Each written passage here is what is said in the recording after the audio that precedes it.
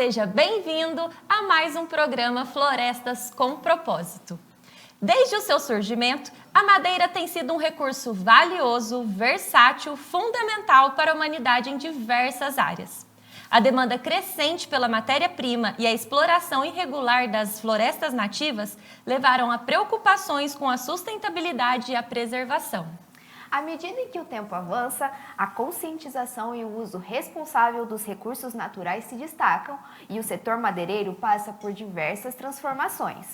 Novas abordagens para a produção de madeira sustentável surgem para garantir a oferta contínua dos recursos renováveis, gerando oportunidades para investidores e para o mercado. E para conversar sobre os impactos dessas transformações no mercado madeireiro, participa conosco o Márcio Funchal, consultor de mercado, e o Higino Aquino, diretor de desenvolvimento do IBF. Muito obrigada pela presença de vocês. Sejam bem-vindos. Obrigado, é um prazer estar aqui com vocês e eu agradeço o convite. Obrigado, Márcio. Obrigado, Jéssica. Obrigado, Betânia. Obrigado ao Zine de Ideias, representado aqui o João Betinho, nossa equipe de marketing está toda aqui. E mais um programa aí que com certeza é um sucesso. O nosso querido Márcio, um grande conhecedor aí, vamos tentar nos aprofundarmos hoje, né? Vamos lá! Bom, então para a gente começar aí o nosso bate-papo de hoje, eu queria que vocês começassem falando um pouquinho para a gente sobre as diferenças, né, da produção de madeira de uma floresta nativa para uma floresta plantada, né? Como que isso impacta na produção de uma madeira? Da madeira que é extraída, tem essa diferença de uma madeira extraída de uma floresta nativa em questão de qualidade para uma floresta plantada? Como que funciona? Qual que é o impacto disso? Bom, posso começar aqui, Márcio? Faça as honras da casa, então, por favor. Tá bom. Eu acho que assim, dentro de uma floresta plantada, você tem mais controle, né? Então você tem um planejamento que pode ser muito mais previsível, isso é uma das características que permite você ter então um investimento que tenha mais estabilidade para quem faz esse tipo de investimento, né? E tem a questão que eu acho que pesa muito, uma diferença grande aí, é que a floresta plantada, ela tem vamos colocar assim, um grau de sustentabilidade muito mais elevado quando a gente fala da floresta nativa. Porque a gente está tirando madeira de florestas naturais, né? Florestas que estão ali há milênios sendo constituídas, né? Embora a gente está falando de madeiras extraídas de formas legais, né? Então tem essa grande diferença. Agora, a gente pode se aprofundar, né, Márcio? A gente tem aí, vamos colocar assim, um ponto muito forte, a diferença logística, né?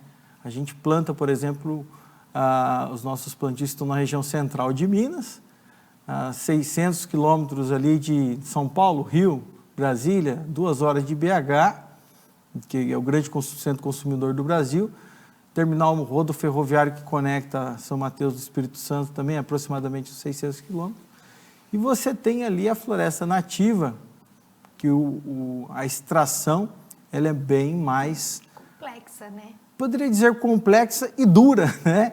É um trabalho árduo você, sim, fazer a extração, né? Então, eu acho que isso aí é um traço geral, acho que o Márcio pode nos ajudar aí. Eu vou tentar ser de maneira mais didática possível, né? Por favor. Então, eu sei que você é um tremendo conhecedor do assunto, mas para o público, pensando numa generalidade de informações, o pessoal que está nos ouvindo, né? Vou tentar ser o mais didático possível, né? Então, dentro da realidade brasileira, a gente fala em origem de madeira manejada na floresta natural, a gente está falando de floresta amazônica, praticamente, né? Apesar de a gente 90%. 90%. Apesar de a gente ter um manejo também previsto para a região de Caatinga, dá para fazer manejo na Mata Atlântica e tudo mais, mas quando a gente fala de manejo de floresta natural no Brasil, é floresta amazônica. E, nesse sentido, a gente tem um arcabouço legal que obriga aquele produtor florestal a seguir uma série de regras. Então, a espacialização da floresta dele para um horizonte de pelo menos 25 anos, entre 25 e 30 anos, ele vai entrar em cada ano de exploração num determinado lote. Naquele lote ele vai ter um planejamento de tudo que ele pode retirar de árvore. Então é plaqueteado através do inventário todas as árvores que são passíveis de exploração, que ele tem direito legal a retirar. Lembrando, não é um corte raso, né? Só para quem não tem muito conhecimento. Não é desmatamento, não é desmatamento, é um manejo sustentável. Então ele vai deixar árvores porta-sementes, vai deixar as árvores adultas para que elas possam continuar se desenvolvendo, produzindo sementes anualmente, vai deixar as árvores jovens para que elas possam continuar crescendo e vai retirar uma quantidade limitada de árvores por área de exploração. E esta área de exploração só vai ser retornada para novamente ser retirada madeira num horizonte de 25 a 30 anos. Então, é um processo extremamente burocrático. É caro e a quantidade de madeira que você retira por hectare, ela é muito inferior ao que você consegue retirar um projeto a comparação, eu diria que não daria nem para ser feita. Porque é assustador quando você fala quantidade. Você teria que ter lá quantos hectares, né, para 1 hectare de floresta plantada, que o trabalho é muito mais focado, né? Isso aí resume um pouco a complexidade que a Jéssica falou. Então, se a gente pudesse resumir assim, né, o custo total, o custo global de você explorar uma floresta tropical no Brasil, ele é muito superior ao custo de você explorar um plantio comercial em forma adensada. As duas formas são legalizadas, está previsto na legislação todos os parâmetros que os dois modelos de produção de madeira podem e devem cumprir, mas o grande trunfo, então, do plantio comercial adensado é você produzir a madeira em maior quantidade, em maior volume, dentro de um ciclo de tempo mais ou menos similar, um horizonte de 20 a 25, 30 anos, de acordo com a espécie, com o tipo de manejo, mas de forma muito mais racional. Uma menor unidade diária. Então, você demanda menos área, mais concentrado em termos de dispersão do seu ativo de formação da floresta, com a possibilidade de você investir nesse plantio de árvores numa questão logística muito mais inteligente. Eu ia falar do site location, né, que a gente conversou agora há pouco. Então, você pode onde você vai plantar? Você próximo escolhe. Da sua indústria ou próximo de um local de exportação da madeira. Um polo produtivo, que é o nosso caso. Toda a lógica comercial do investimento ela é muito mais interessante pelo ponto de vista do reflorestador, a pessoa que pega a sua propriedade e, em vez de plantar qualquer outro tipo de atividade de agricultura ou pecuária, vai investir em floresta. É a mesma coisa do que plantar um plantio de soja, milho, algodão, seja lá o que for, né? Em vez de plantar uma commodity agrícola, vai plantar uma commodity florestal. Então, nesse sentido, você acaba maximizando o uso dos recursos para produzir um tipo de madeira específica que você quer para o mercado, né? Minimizando os impactos ambientais aí, que é muito forte, né? Sim, exatamente. Eu queria até aproveitar esse gancho da gente comentar um pouquinho do potencial que o Brasil tem de cultivo de florestas, né? A gente tem disponibilidade de área, tem diversidade. O que vocês podem contribuir sobre esse tema aqui para a gente?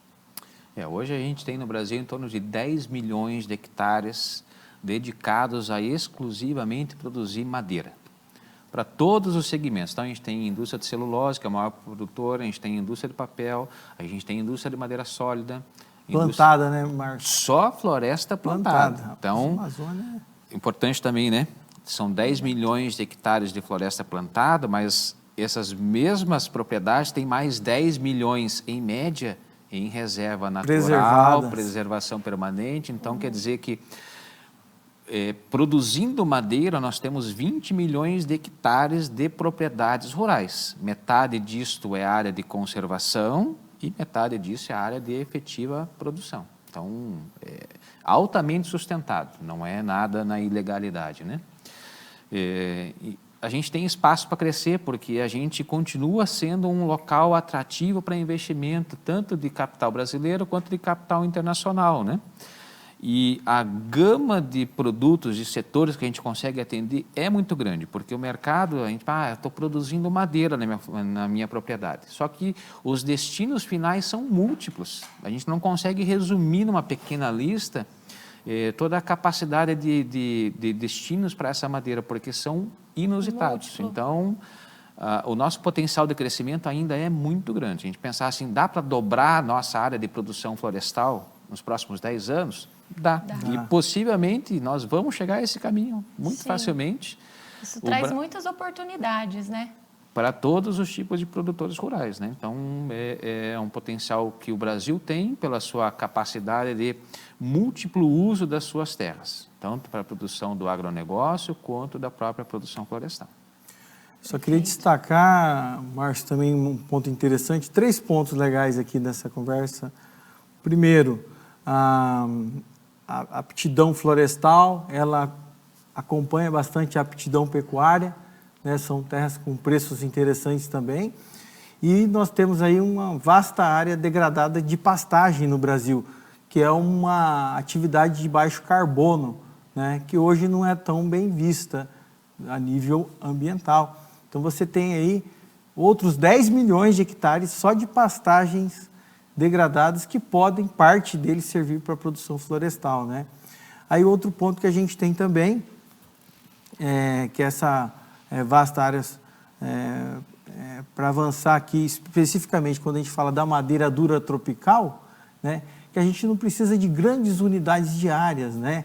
Quando comparada, aí eu já estou colocando uma comparação entre as grandes culturas florestais, né? No caso pinos e eucalipto, e as culturas como madeira nobre, que a gente está falando aqui da teca, mogno africano e por aí vai, você pode ter menores unidades diárias, né? Então você tem ali, nessa questão do impacto diário, né? Coisa que é praticamente insignificante perante o agronegócio. Né? Se a gente for falar aqui que todo o plantel de mogno africano no Brasil talvez não alcance ali em torno de 100 mil hectares. Isso a gente já está falando de uma areia, um grão de areia numa praia, né? A potencialidade é realmente exponencial, né? É exponencial. É isso aí. Vamos falar de preço agora, um assunto que todo mundo gosta, todo mundo pergunta, todo mundo é curioso. E bom, a gente sabe que existe, né, a dinâmica da lei da oferta e da procura. Então, eu queria trazer esse assunto aqui para a gente conversar um pouquinho sobre quais fatores que influenciam o preço da madeira. Questão do custo da madeira mesmo, custo transacional, de impostos, transportes. E perante um histórico aí, como que a dinâmica do preço no passado, como que ela está sendo trabalhada hoje, o que vocês visam sobre o preço da madeira no futuro, né? Até porque floresta plantada fica como investimento de longo prazo, né? Como que vai ser a dinâmica dela no futuro? O que vocês podem trazer aqui para a gente conversar? Eu deixo com o Márcio. Vamos lá, Márcio, você começa. As perguntas difíceis... Vai para o Márcio. Então, veja, Betânia, tem uma coisa interessante que a gente precisa pontuar, né? Quando a gente fala assim, commodity agrícola, viaja o mundo de navio, in natura, mas a madeira já não consegue ter esse tipo de percepção, de exportar ela in natura e rodar o mundo, porque logisticamente esse custo extrapola a capacidade de remunerar esse produto. É inviável. Então, para a madeira, a gente tem um componente da escolha da logística como elemento fundamental para o projeto. Então, para o nosso ouvinte entender, né? A localização de site ou o estudo da localização do ativo florestal, ele é fundamental para que você viabilize a capacidade de maior geração de valor para esse ativo, para essa floresta. Então, proximidade com a indústria, a questão da qualidade desse transporte. Modal, né? Então, se você tiver ferrovia, hidrovia ou uma rodovia com boas condições de tráfego, o teu custo de transporte para esta madeira in natura vai ser suficientemente atrativo. E aí a gente está falando do modal que vai desde do talhão até da borda do talhão até a rodovia, até a saída até o pátio da propriedade e por aí vai. Exatamente. Então, a questão da logística é fundamental para a madeira. Então, diferente de você plantar uma floresta que esteja... a gente tem um país de dimensões continentais, né? Então, eu não posso ter uma indústria localizada aqui na região metropolitana de São Paulo e ter a minha floresta plantada lá no interior do Amapá e querer transportar a madeira in natura do Amapá aqui para São Paulo, para aqui industrializar, porque isso não vai pagar a conta. Você carrega água e resíduo, né? Então, a questão logística é importante. A floresta tem que estar próxima de onde ela vai ser industrializada. Seja num processamento primário, seja num processamento secundário. Mas esse produto industrializado, sim, semi-processado, acabado, ele pode viajar o mundo, porque daí esse produto tem capacidade de absorver o custo logístico e ainda remunerar o seu produtor, né? Então, a questão principal da questão do preço é você tem a tua curva de análise de até onde que meu preço pode atingir, baseado naquilo que o mercado está disposto a pagar. Então, a relação oferta e demanda para a madeira continua valendo. Existe a capacidade de você embutir o seu preço até o limite que o mercado está disposto a pagar por aquele produto. Se você extrapolar esse limite, aquela tua madeira vai ser substituída pela do concorrente ou por outra espécie, ou outro fornecedor e assim por diante. Então, quem define preço sempre é quem está disposto a pagar por ela. Então, uma relação da oferta e demanda, ela é crucial para esse tipo de mercado, a logística é determinante para esse tipo de mercado e você precisa estar ciente de que tipo de cliente ou que tipo de produto você vai suprir para maximizar a tua capacidade de relacionar ali o teu custo com o preço ideal de venda. Preço de venda. Certo. A gente já tinha conversado um pouquinho a questão de como é calculado o preço, que sempre vai estar baseado no preço mais o valor da inflação. Do histórico do preço da madeira, que dá para a gente refletir sobre como que era aquele cenário para o que está agora? Para o futuro, Isso, você diz também, né? Também. A gente tem assim, a gente fala madeira como se fosse um produto único, né? Mas na verdade a gente tem uma centena de tipos de produtos, espécies e mercados. Então, é difícil a gente falar assim, poxa, sempre a madeira conseguiu absorver o valor da inflação. Então, assim, grandes números, uma junção de todos os segmentos, todos os produtos num único sentimento. A gente tem que, historicamente, esses preços têm, no mínimo, acompanhado a inflação e talvez um adicional de valor. Então, na média geral, a madeira tem conseguido absorver um crescimento maior do que o índice inflacionário, em grandes termos e gerais. Alguns produtos, exatamente por ter gerado uma demanda crescente, exponencial, tiveram crescimentos de preços extraordinários.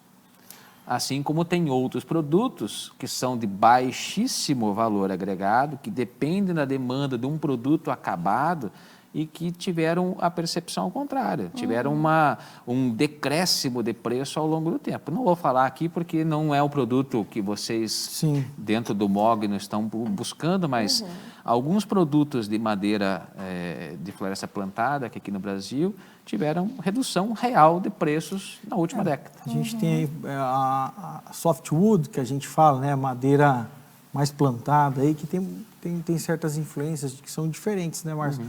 Eu queria só, nesse ponto aí, colocar um adendo sobre o mogno africano. A exemplo dessa oscilação, nos últimos 10 anos, né, segundo o boletim do ITTO, dobrou o preço em euro. Então, você imagina como foi a relação que ele teve com a inflação. Ou seja, corrigiu a inflação e teve um adicional muito forte. E falando do futuro, lógico que a gente não tem uma bola de cristal, né? Isso ninguém tem, mas a gente percebe que quando existe você falou recentemente agora, um choque, né? Tanto pode, não sei como é que funciona isso na procura, mas na oferta, um choque de oferta ali, né? pode haver uma oscilação de preço maior aí. O que aconteceu aqui recentemente no Brasil, que houve a reunião da CITES, né, que seria da lista vermelha das espécies ameaçadas de extinção, e só de ser citado algumas espécies, já teve esse choque de mercado, aí o preço já começou a empurrar para cima, né, porque uma vez gerou vamos colocar assim, até uma determinada especulação, porque acabou que as espécies não foram para a lista vermelha, ou seja, quando ela vai para a lista vermelha, ela é impedida de ser explorada, vamos colocar assim, né?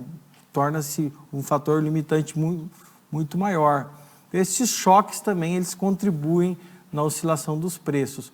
Mas você comentou recentemente que a gente não tem muitas surpresas, né? Quando comparado a outros commodities agrícolas, por exemplo, que tem aquelas flutuações que ficam vinculadas a questões macroeconômicas, etc. Também, lógico que a madeira também tem questões macroeconômicas vinculadas, mas a oscilação dela é bem menos quando comparado a esses grandes commodities. Né? Tem alguns casos interessantes, Gino, uma coisa que a gente pode comentar e contextualizar, que são recentes, inclusive, né? A gente pensa assim, pô, a madeira tropical é Brasil. Não.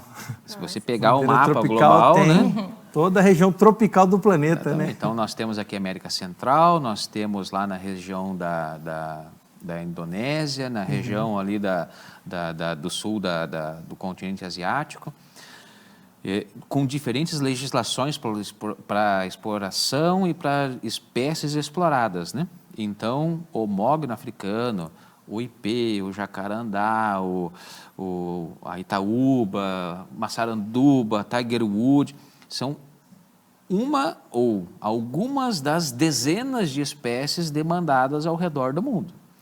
Alguns desses países passaram por proibição de exploração, exatamente por imposição de alguns mercados. Então, o mercado europeu é um mercado chato, nesse sentido, assim, eu quero uma madeira legalizada. Vídeo que acontece aí com a nossa agricultura ou com a exploração de floresta tropical. Então, às vezes acontece, como teve no ano passado, uma limitação da capacidade de alguns países asiáticos de explorar a madeira. E daí que aconteceu? A demanda está constante, não teve alteração. Só que você teve uma limitação imediata de produção. Então, a oferta foi escassa em alguns mercados. Como a demanda está igual, rapidamente você tem uma inflexão de preço, ou seja, a demanda está constante, a oferta diminuiu, os preços sobem. Alguns mercados vão se organizar para substituir com outras espécies e, no médio prazo, esse preço se equaliza novamente. Então, ele tem aqueles choques momentâneos, é um choque de oferta, porque você teve uma limitação legal, não foi por qualquer outro tipo de problema, foi uma imposição baseada numa norma, e isso, ao longo de um período curto de tempo, um semestre, um ano, ele acaba se equalizando. Então, esses choques vão sempre acontecer. Ou por uma interrupção de logística, como nós tivemos na pandemia, né? Onde praticamente 80%, 90% do tráfico de navios no mundo foi suspenso por diversos países e faltou container. Então, um container que hoje você tem um frete de $1.000, $1.200, chegou a valer $15.000, dependendo da rota, para a mesma distância, mesmo produto. Então, quer dizer que o teu produto acabou chegando no consumidor muito mais caro do que nas condições normais.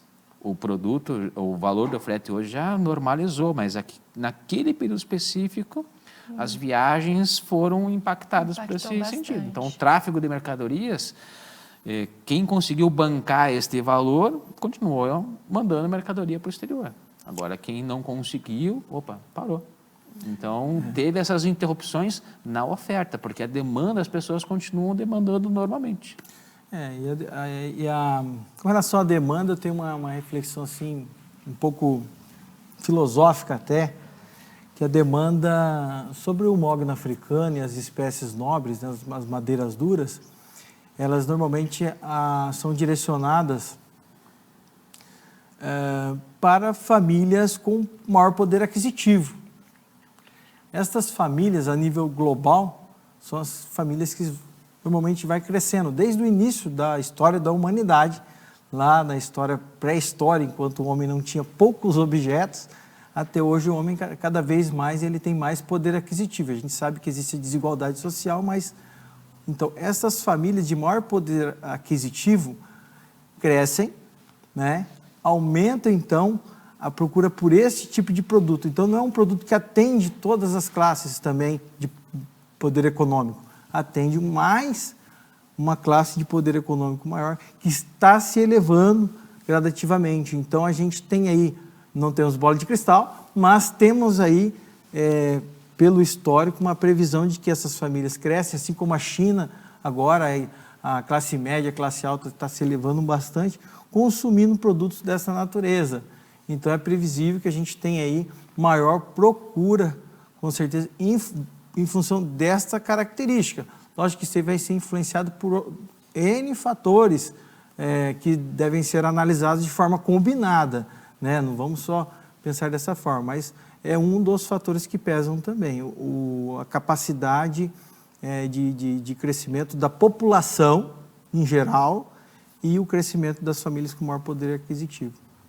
Ah, legal, gente. E aí, para a gente continuar aí o nosso bate-papo, eu queria explorar um pouquinho mais o assunto com vocês sobre a questão da venda da madeira, né?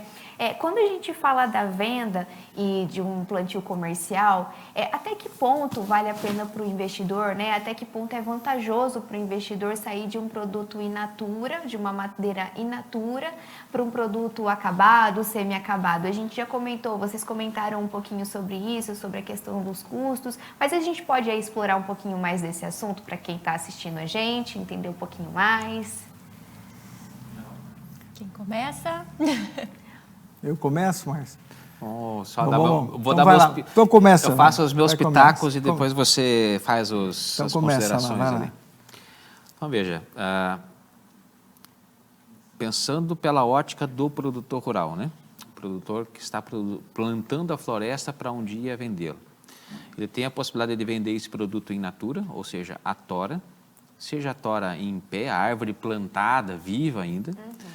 Ele tem a possibilidade de vender esta tora já cortada e carregada no caminhão de um comprador, ou cortada e empilhada num barracão. Continua sendo produto in natura, sem beneficiamento nenhum, simplesmente derrubou a árvore e levou lá para um depósito. Ele pode vender esta mesma árvore com algum grau de processamento.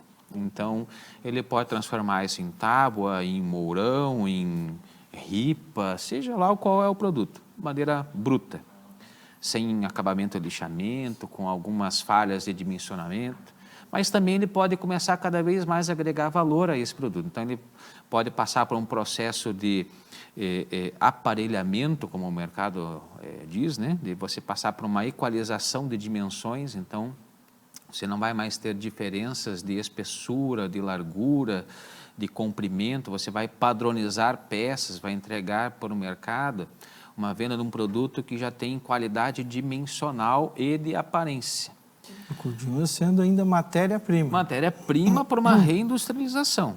O que diferencia essas diversas possibilidades? Primeiro é o grau de dor de cabeça. Isso, é o conforto, né? Você querer, sem sair de casa, negociar a tua floresta, sem lá ver, né? Sim. Fala pro comprador, vai lá ver, me dá o preço, e se você me der o preço que eu quero, ela é tua. Na linguagem do sul aqui, vou vender mato em pé. Exatamente, O a madeira em comprador pé. paga a madeira em pé, ou seja, vendo mato, eu planto e vendo. Isso. É o menor nível de dor de cabeça que o E é muito produtor rural comum, pode né? ter. É muito comum, muito comum. Mas não é para o mogno, né? Então, Que é uma venda nova, mas para o pinus, para o eucalipto, que é uma madeira que o cara usa para qualquer coisa, ele vende em pé e pronto. Né? Menor dor de cabeça que ele pode ter. A gente tem aí, né, Márcio, igual você falou, esses níveis de transformação. Eu falo sempre assim, num primeiro investimento de transformação, no mínimo você dobra o valor do teu ativo madeira, né? Só de você fazer esse transplante. Então, assim, a dor de cabeça tem que ver, porque às vezes pode ser que não seja tanta dor de cabeça assim. As primeiras transformações, principalmente. Eu comentei ali no intervalo sobre que a serraria, sim, é uma máquina um pouco burra, né? Um pouco portuguesa, um pouco assim. Porque falei do exemplo de uma serraria na Áustria da 5ª geração, que é o mesmo processo, né? E avaliado hoje tem eficiência. Né? Então, o que a gente tem ali? Um processo que pode ser feito, pode ser aplicado, que pode multiplicar o valor da madeira, né? A pessoa vai ter que ver se... E você pode ainda terceirizar. Às vezes, para quem tem ali 6 hectares, por exemplo, dentro do nosso projeto de polo produtivo, será que vale a pena você montar uma serraria? Você não vai montar uma serraria. Você tem uma serraria ali do lado, com alta tecnologia, né, que extrapola a tecnologia até, e você pode transformar e deixar do jeito que o teu comprador quer. O que você precisa? É uma madeira aparelhada, com dimensões precisas, ou é madeira reaparelhada, e de repente produtos semi-acabados, né?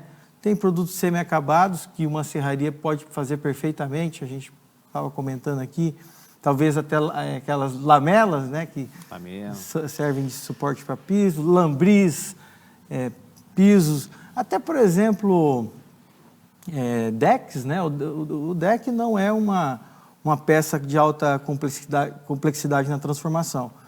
Agora, a gente tem também um violão. E aí, mas peraí, eu vou transformar essa madeira num violão?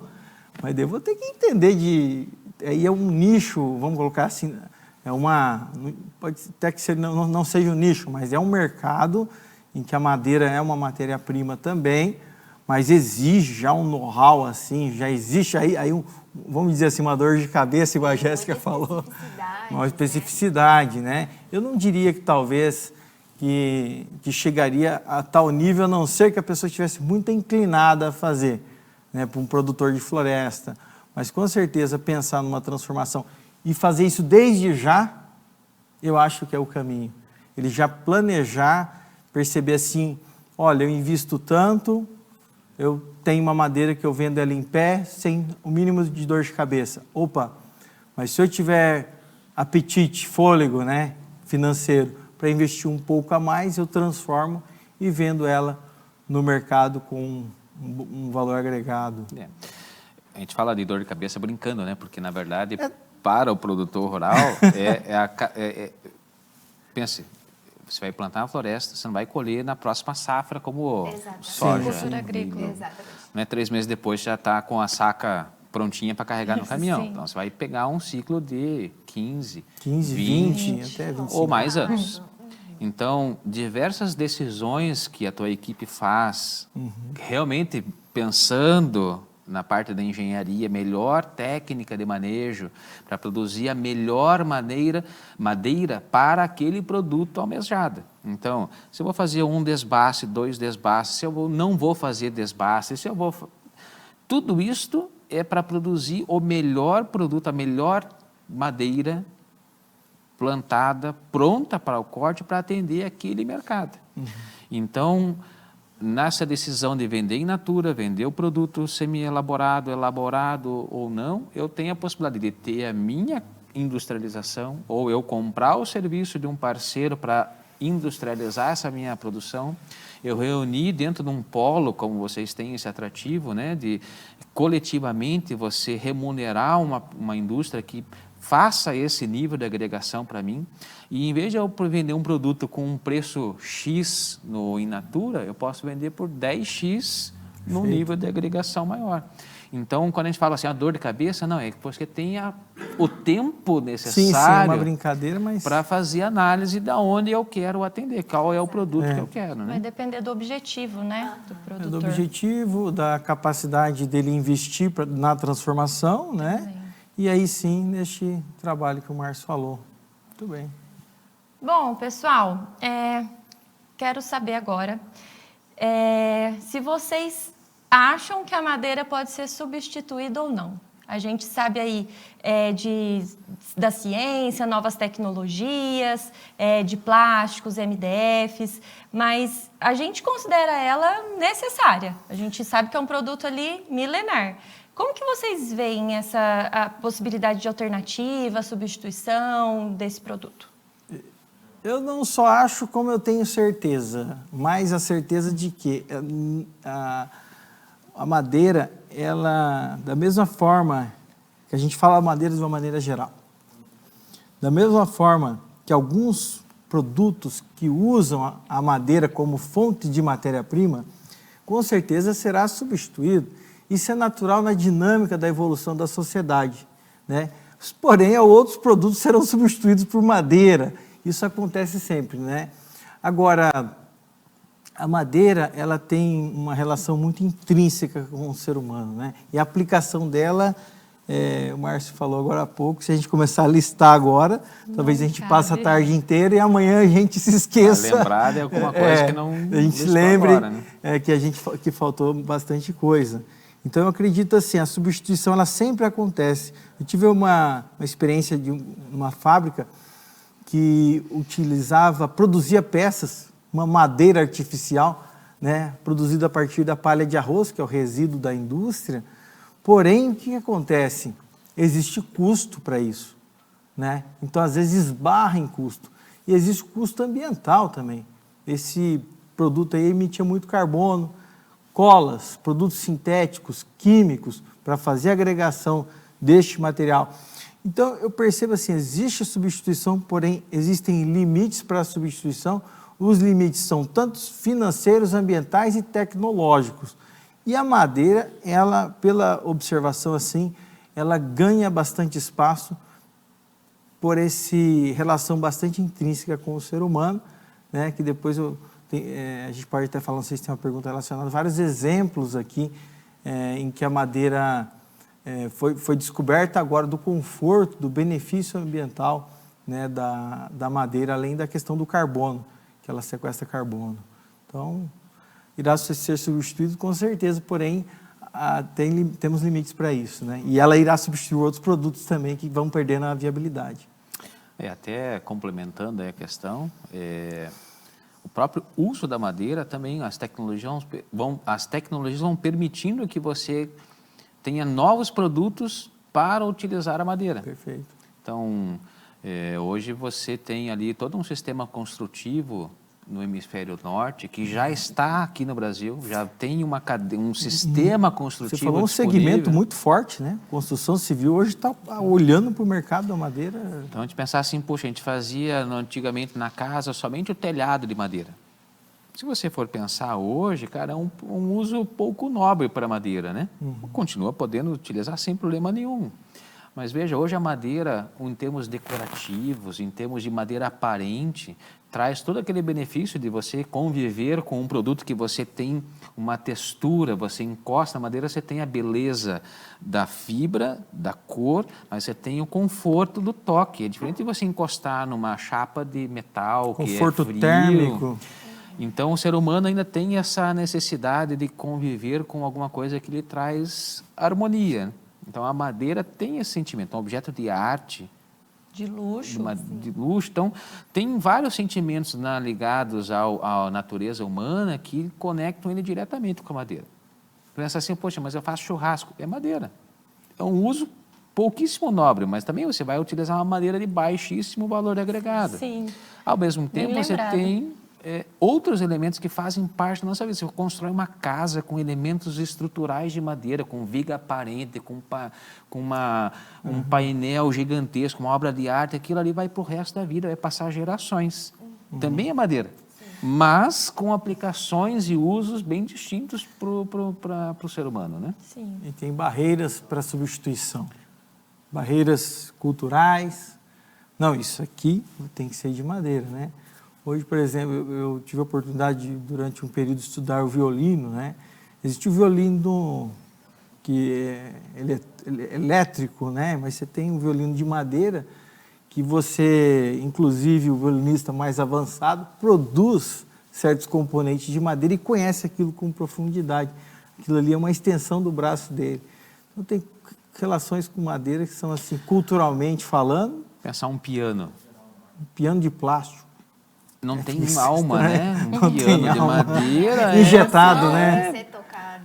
Não. A madeira Não funciona. E tem a sonoridade cultural vindo. Eu estava vendo aqui o ukulele, chama-se mahogany ukulele.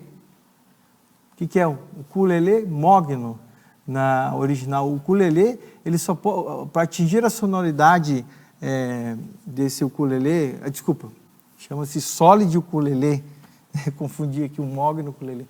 Ele é feito apenas para atingir a sonoridade ideal com o mogno africano. Olha só que coisa. Então, se você construir ele com uma outra madeira, porque cada madeira tem suas características, também não atinge aquela sonoridade ideal que culturalmente é conhecida. E se fizer de plástico, aí outras coisas vai ter uma barreira tecnológica aí pela frente, né? É isso aí, pessoal. A gente está só começando, ainda tem muito papo para rolar hoje. Antes da gente passar para o próximo bloco, eu vou pedir para a produção passar um vídeo aí para vocês e, na sequência, a Marina tem um recadinho. Olá, pessoal! Aqui é a Betânia. Eu estou direto do aeroporto de Confins e hoje nós vamos acompanhar como que funciona a visita ao Polo Florestal em Pompéu. Para quem não sabe, Pompéu fica a aproximadamente 2 horas de BH, capital de fácil acesso a aeroportos. A rota percorre a rodovia MG 420 e a BR 040. Pompéu é uma cidadezinha que contém um pouco mais de 30 mil habitantes. Um grande diferencial da região é o terminal rodoferroviário, que distribui madeira para todo o mundo. Nossa recomendação de hospedagem na cidade é o Hotel Nita, que fica muito bem localizado e tem um café da manhã delicioso. Agora a gente vai lá para o escritório encontrar com o Luiz, que é o responsável por guiar as visitas ao Polo Florestal. Fala aí, Luiz! E aí, Betânia? Aqui é o Luiz Tacarada, engenheiro florestal, e esse aqui é o nosso ponto de encontro antes da gente pegar a estrada e conhecer o viveiro e as nossas fazendas. No escritório fica a equipe técnica e administrativa. Aqui é onde o pessoal cuida do planejamento operacional, elaboração de relatórios, gerenciamento das atividades de campo e do viveiro, tudo para gerar informação e qualidade nos serviços prestados pela equipe do IBF. Bora pegar o carro para começarmos a nossa visita? A primeira parada vai ser no viveiro florestal.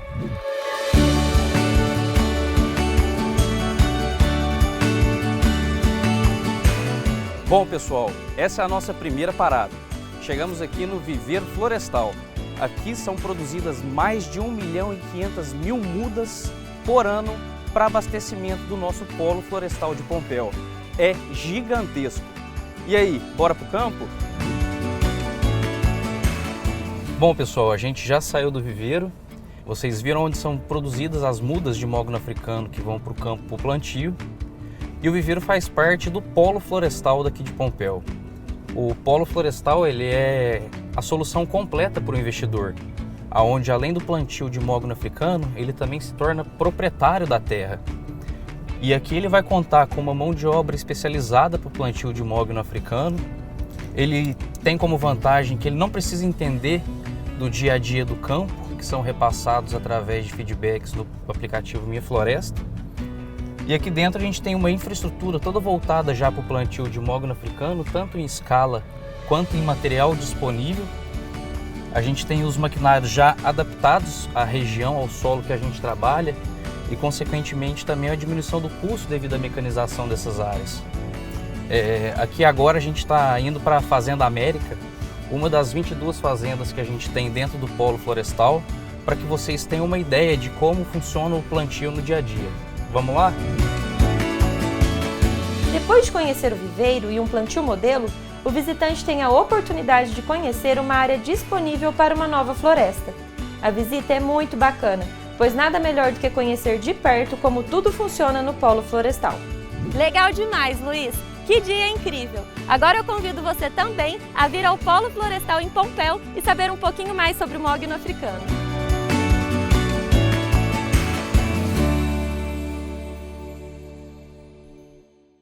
E aí, pessoal?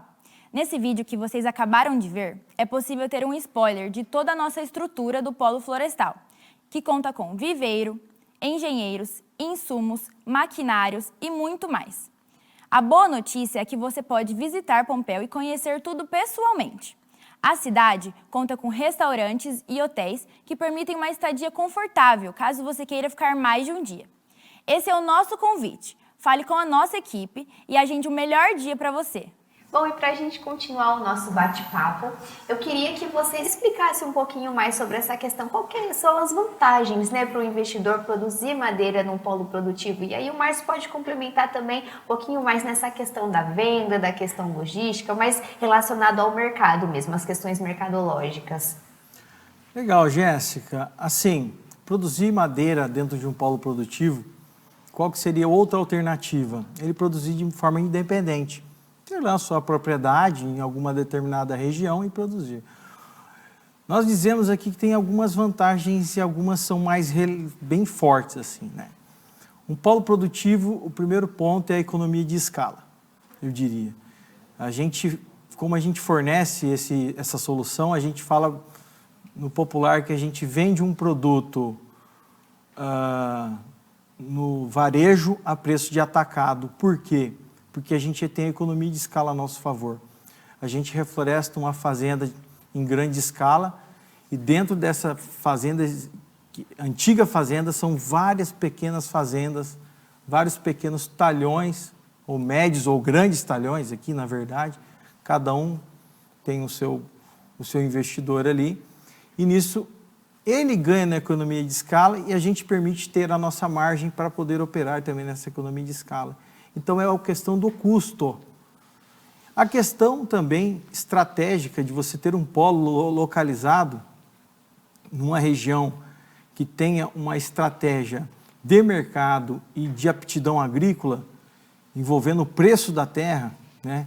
A estratégia de localização ela tem vários fatores também. Ela é muito importante. Então, eu diria que a diferença também de você estar com o plantio, a gente está comparando, então, dentro de um polo produtivo, você plantando sozinho. Você está, normalmente, favorecido de uma melhor condição de logística, oferta de toda a cadeia florestal que você precisa para processar, custear e desenvolver o teu projeto. Aquilo que a gente chama de cluster florestal está ao teu redor dentro de um polo produtivo. Então, por exemplo, ali na nossa região tem 2 grandes unidades de processamento de madeira, inclusive uma delas é uma das maiores do Brasil, que terceiriza toda essa operação de processamento, que é a SD. Então você tem este aspecto também importantíssimo do teu custo, porque o teu custo é importante na produção. Com certeza. Né? É a relação do teu custo com o teu lucro, com o teu preço de venda que vai fazer você ter um bom desempenho financeiro na floresta. Então, você tem aí este aspecto logístico que está dentro, ele reflete em 2 aspectos. No teu custo de produção, você tem que ter uma boa logística de produção, certo? E você tem que ter também uma boa logística de escoamento. Então, são 2 pontos que a logística pode pesar aí. Por exemplo, na situação de um polo produtivo como o nosso, a gente tem um terminal rodoferroviário madeireiro exclusivo para madeira, só trabalha com madeira, na região de 7 Lagoas, que é próximo às fazendas. Se você estiver deslocado disso, você vai ter um modal diferente que, de repente, pode te custar mais caro. Então, tem que ser bem avaliado. E o ponto que muito importante também, nós chamamos de poder de oferta. Dependendo do tamanho, da grandeza, do nível de grandeza do teu projeto florestal, você pode ter ganho ou perda no poder de oferta. O que seria o poder de oferta? A capacidade de você atrair teu comprador. Então, será que se eu tiver uma árvore plantada aqui, né? Vamos plantar uma árvore aqui no estúdio da Usina de Ideias. Será que o meu comprador lá da Europa vai se interessar, por mais que seja uma árvore, um mogno africano, que é uma árvore de grande valor agregado, ele vai vir aqui pegar um avião para conhecer essa árvore? Estou fazendo um exemplo bem forte para a gente deixar claro. Então, essa questão do poder de oferta é a capacidade que a gente tem de produzir uma determinada volume de madeira que justifica o teu comprador vir até você. Isso o polo produtivo alcança. Ao contrário disso, você tem que ter uma produção dentro, isolada, né? Uma produção individual com uma quantidade bastante relevante. Então, você não vai poder produzir pouco, senão esse projeto vai reduzir a viabilidade, né? Ou você vai ter que depender de vários intermediadores que pode reduzir a tua margem também. Então, assim, a estratégia do polo produtivo para uma espécie nobre, que não exige grandes quantidades de áreas, ela é muito inteligente. Então, eu diria que o poder de oferta associado à economia de escala funciona muito bem. E aí a gente tem outro ponto também, que é a regularidade no fornecimento, né? Se você tem uma produção pontual, muitas vezes você não atrai o teu comprador também. Às vezes ele vai querer repetir a dose para abastecer o seu processo industrial. No caso de um polo produtivo, ele já vai saber que aquele polo produtivo é capaz de suprir. Vai estar sempre operando, né, ali no... Perfeito. Então, eu acho que fiz uma explanação assim, geral, porque foi os pilares para a gente construir assim, esse polo produtivo, essa estratégia de polo produtivo. Talvez deva ter esquecido alguma coisa aqui. Márcio, você gostaria de complementar aí as falas do Egino? Não, o Egino deu aula. Na verdade, é que eu não tenho nem o que...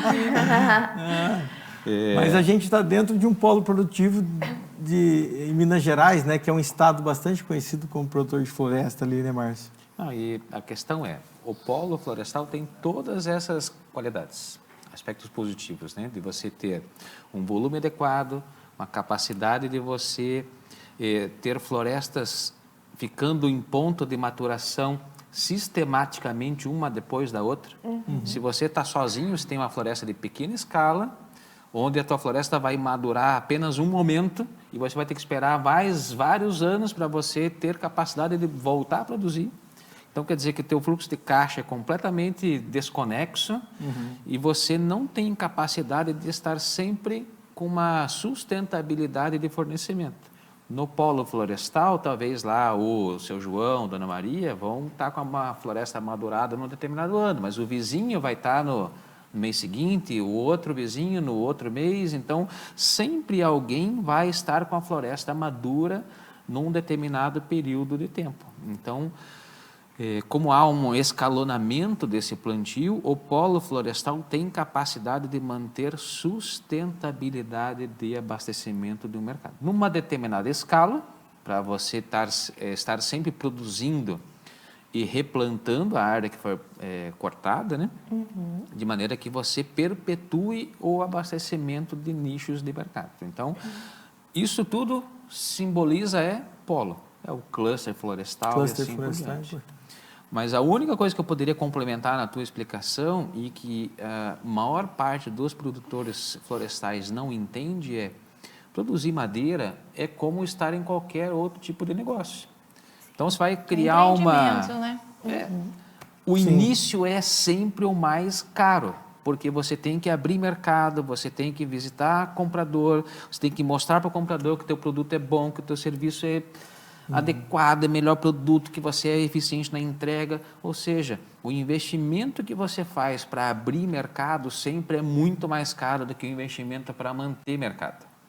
Exato. Então, se você está sozinho e você fica naquele madura floresta, tem que abrir mercado para vender aquilo ali. Daí você sai do mercado, demais. Aí você vai voltar novamente, vai fazer de novo investimento para abrir mercado, ou seja, está sempre correndo atrás do rabo, entre aspas, assim, dá sempre, que nem cachorro, né? Brincando ali, não consegue nunca ter eficiência. O polo florestal, ele está sempre com o conceito já de manter o mercado atual. O nosso ele vai expandir à medida que ele vai crescendo de volume. Mas você já fez um investimento inicial de abertura de mercado, agora é só manter o mercado que você já fornece. Perfeito. Bem. Queria complementar alguma coisa, Gino? Não, tá ótimo. Falando então, aproveitando que a gente estava falando aí de fornecimento, né, de atender mercado e tudo mais, eu queria trazer aqui o assunto de quais são os desafios enfrentados pelos importadores e exportadores de madeira. O que vocês trazem aí de experiência para o pessoal que está assistindo a gente? Márcio, começa você. Te escolhi. Vamos pensar assim, produtor brasileiro, tá? Tá. Já que a gente é tradicionalmente um exportador de madeira e não um importador, tá? A gente até importa uma quantidade muito pequena de madeira, mas a gente é tradicionalmente um país que processa a madeira no seu mercado interno e o excedente ele exporta. Então, nesse sentido, para quem vai trabalhar com exportação, é importante entender as janelas de abastecimento para esse mercado externo. Então, para determinados nichos de produtos, há uma janela de compra para este produto. Então, normalmente, para quem vai trabalhar com madeira sólida, vai trabalhar com a janela de abastecimento do verão do hemisfério norte, que é onde esses compradores fazem o período de compra e você vai estar no período de inverno com esse estoque abastecido. Porque lá daí tem toda a logística complicada por neve, problemas de transporte. Então, eles precisam estar com os armazéns cheios antes de começar o inverno. Então, tem esses períodos de sazonalidade. Cada mercado tem o seu calendário. Então, para esse período de abastecimento, vem uma enxurrada de pedidos para o mercado brasileiro para atender produção para esses segmentos específicos, para daí colocar num container e exportar para o mercado. Então, se você trabalhar apenas com um produto, um mercado, você vai ficar à mercê dessa sazonalidade. Certo. Então, aí você vai ter uma complexidade de você entender qual é o tamanho do teu armazém, para que você processe ao longo de um ano num regime sustentado e que você faça os seus estoques aqui dentro do país, para daí, quando vier os períodos de pedido, você consiga remeter para o exterior. Ou então a estratégia de você abastecer diferentes mercados consumidores. Então, daí você vai dentro da tua estratégia de abastecimento desses mercados, diferentes períodos de produção para aquele produto. Aí você vai atendendo as dinâmicas de cada um desses mercados consumidores. E cada país, cada produto tem o seu racional. Então, não há assim uma regra, pega a receita de bolo, faço e reproduz. Não. Cada um tem a sua realidade, especificidades, tem um tratamento legal que é feito para exportação.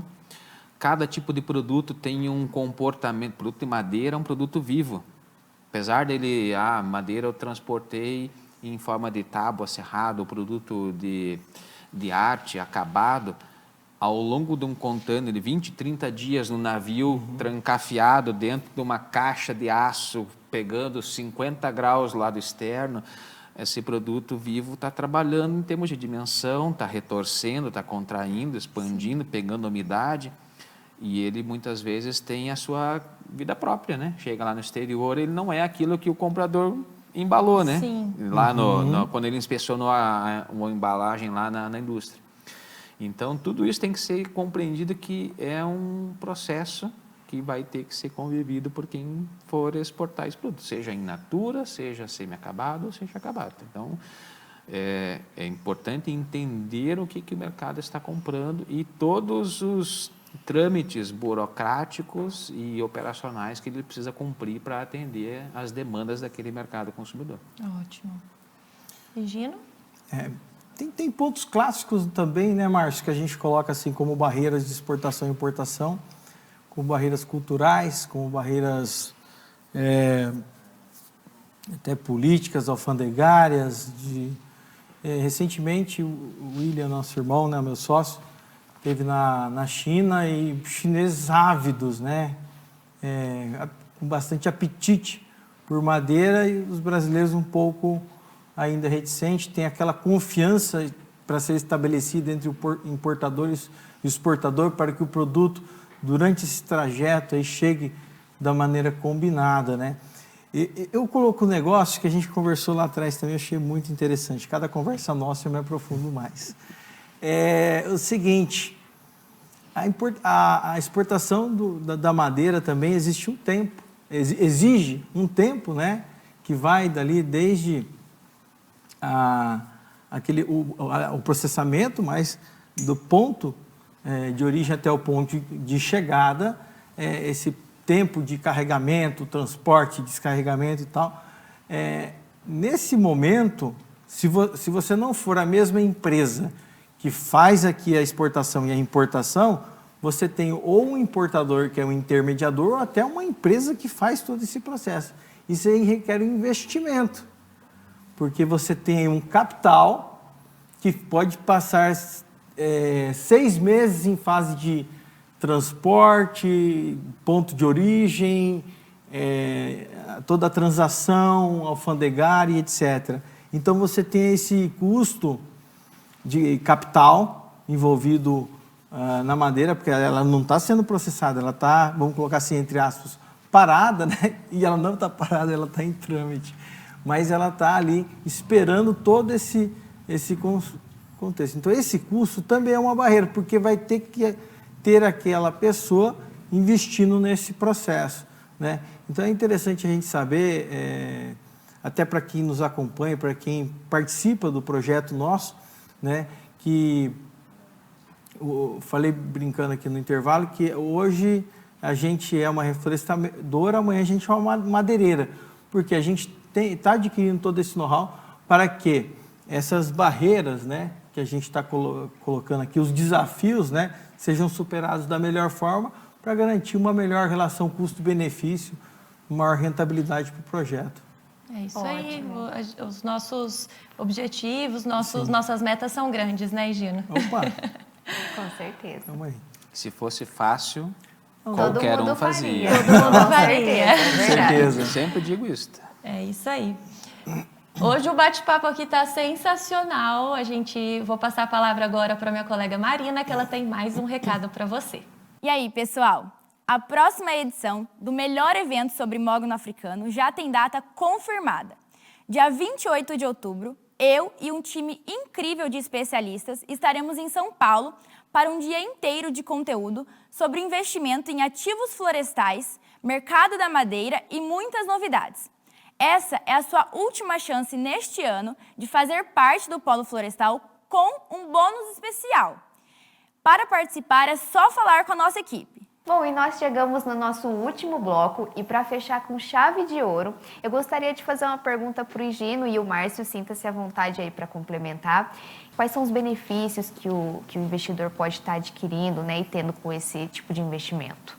Pensar assim, a pessoa que decide na sua propriedade fazer produção rural, seja agricultura, seja pecuária, seja a criação do suíno, do frango, mais intensivo, menos intensivo, como é que ele modula aquela produção? Ele só tem um produto final. Então, ele começa na sua safra na agricultura ou na produção animal, ele já sabe exatamente daqui a um curto espaço de tempo o que ele vai entregar de produto. Então, as opções que ele tem dentro dessa janela de produção, ou a engorda do gado, ou a reprodução do boi, ou a maturação do bezerro, plantio da soja, milho, algodão, seja lá o café, ou qualquer outro tipo de safra, ele tem uma limitação espacial de tempo, mas também do produto e mercado que ele vai atender. Então, o máximo que ele tem capacidade de gerenciar isto é como e quando ele vai vender o produto.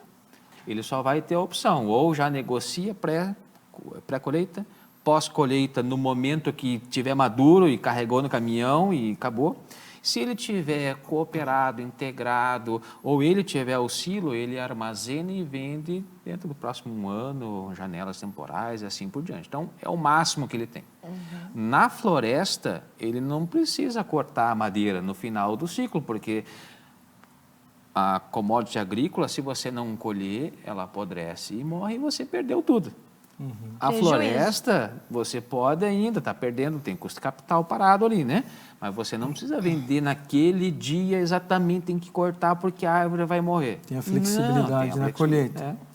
Você pode esperar mais um mês, um ano, aí é você que define de acordo com o teu calendário para você maximizar o preço de venda, de acordo com o mercado, de acordo com o produto que você quer. Então, eu digo que é importante assim, o produtor rural ele tem uma cabeça, seja no animal, seja na proteína vegetal e assim por diante. O produtor florestal ele tem que ter outra cabeça.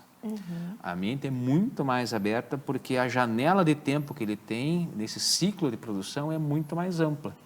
Então, ele precisa ser um bom conhecedor do mercado para entender exatamente como ele vai ganhar dinheiro. Porque se não entender, assim como na agricultura, na pecuária, criação de frango, ele vai perder dinheiro também. Então, importante ou perder oportunidades, igual você comentou no bloco anterior, a capacidade de agregar valores de formas diferentes pode ser fantástica.